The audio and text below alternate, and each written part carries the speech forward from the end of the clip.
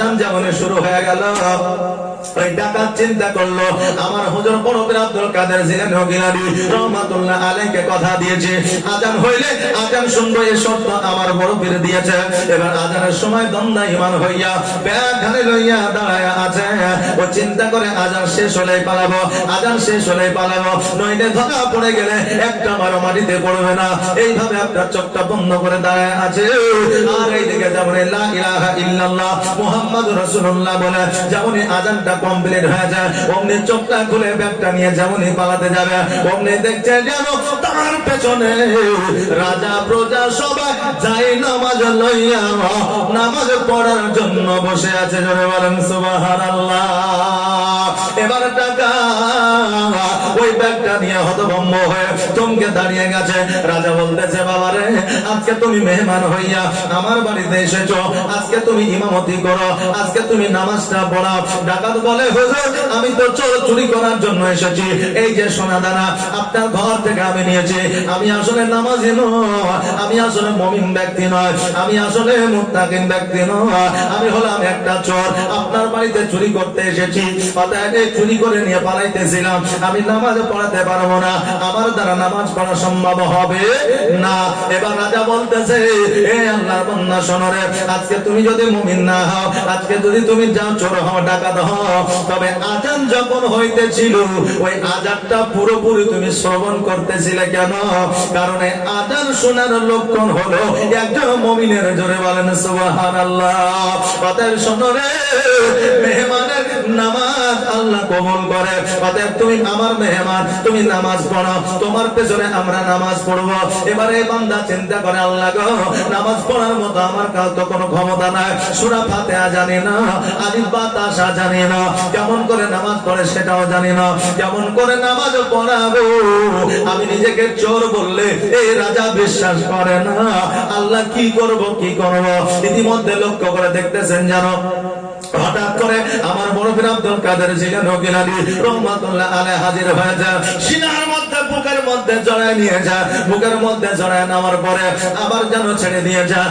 আর আমার বড় পীর আব্দুল কাদের জিলানী গিলানী রহমাতুল্লাহ আলাইহি বলে দিলেন, আরে আল্লাহর বান্দা, আমি তোমাকে এমন একটা পাওয়ার দিয়ে দিলাম, এখন থেকে কোরআনের সূরা তো দূরের কথা, 30 পারা কোরআনের হাফেজ বানায়া দিলাম। জোরে বলেন সুবহানাল্লাহ। আল্লাহর সেরা সংবিধান 30 পারার যে কোরআন আমল করে যে ইনশাআল্লাহ সে হয় কামিলে ঈমান। জোরে বলেন সুবহানাল্লাহ। আল্লাহর সেরা সংবিধান 30 পারার যে কোরআন আমল করে যে ইনশাআল্লাহ সে হয় কামিলে ঈমান। মা কোরআন পড়ে সব সময়, মায়ের বুক ভিজে যায় কান্না,